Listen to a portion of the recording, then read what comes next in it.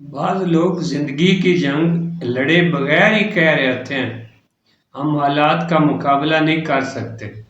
وہ لڑے بغیر ہی ہتھیار ڈال دیتے ہیں، پھر حالات انہیں گرا کر ان کی پیٹھ پر سوار ہو جاتے ہیں، پھر وہ قسمت کا قلعہ کرنے لگتے ہیں، جی ہماری تو قسمت ہی خراب ہے، مجھ سے تو میرے مقدر ہی روٹ گئے۔ جب ہم نے جنگ ہی نہیں لڑی تو ناکامی پر افسوس کیسا اور کیوں؟ لیکن ہم افسوس کرتے ہیں اور مقدروں کو ذمہ دار قرار دے کر خود بری و ذمہ ہو جاتے ہیں۔ جب ہم نے زندگی کی جنگ لڑنے کی جرات ہی نہیں رہتی تو ہم خوابوں اور خیالوں میں رہنے لگتے ہیں۔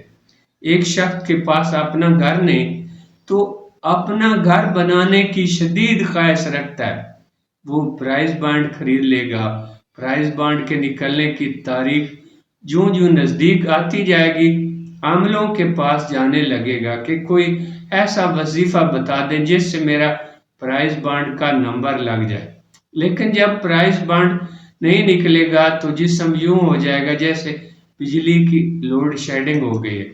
اس کے برعکس وہی شخص اگر اوور ٹائم لگائے تو چند سالوں میں اپنا گھر بنا سکتا ہے، لیکن وہ اوور ٹائم کی تکلیف برداشت کرنے کی بجائے پرائز بانڈ خرید کر خواب دیکھنا شروع کر دیتا ہے کہ اس میں کسی قسم کی کوئی تکلیف برداشت نہیں کرنی پڑتی۔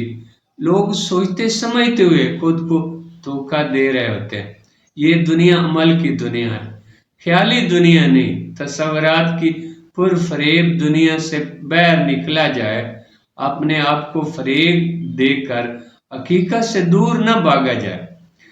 انسان کی فطرت ہے کہ وہ ہمیشہ کم تکلیف کی طرف بڑھتا ہے، اس لیے وہ اپنے خوابوں اور تصورات کی جھوٹی اور پرفریب دنیا سے باہر نہیں نکلتا۔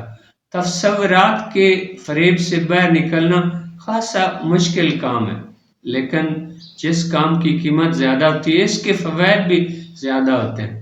کچھ لوگ شکوے شکایتوں میں وقت گزار دیتے ہیں کہ فلاں وقت کوئی شخص مجھے دھوکہ نہ دیتا، اگر فلاں وقت حالات سازگار ہوتے تو آج میں کہاں سے کہاں پہنچ گیا ہوتا۔ ایسے لوگوں کو آپ یہ کہتے سنیں گے میں تو فلاں شخص کے لگائے ہوئے زخم چاٹ رہا ہوں، اس نے میری زندگی تباہ کر دی، میں اس شخص یا واقعہ کی وجہ سے ٹوٹ پھوٹ کا شکار ہو گیا ہوں۔ اپنی زندگی کا غلط تجزیہ کرنے سے اور الزام اپنے سر لینے کی بجائے دوسروں کو ذمہ دار ٹھہرانے سے کامیابی کے راستے بند ہو جاتے ہیں۔ اس کے برعکس اپنے حالات و واقعات کا مثبت رویے کے ساتھ جائزہ لیتے رہنے سے کامیابی بھی ملتی ہے اور ترقی بھی ملتی ہے۔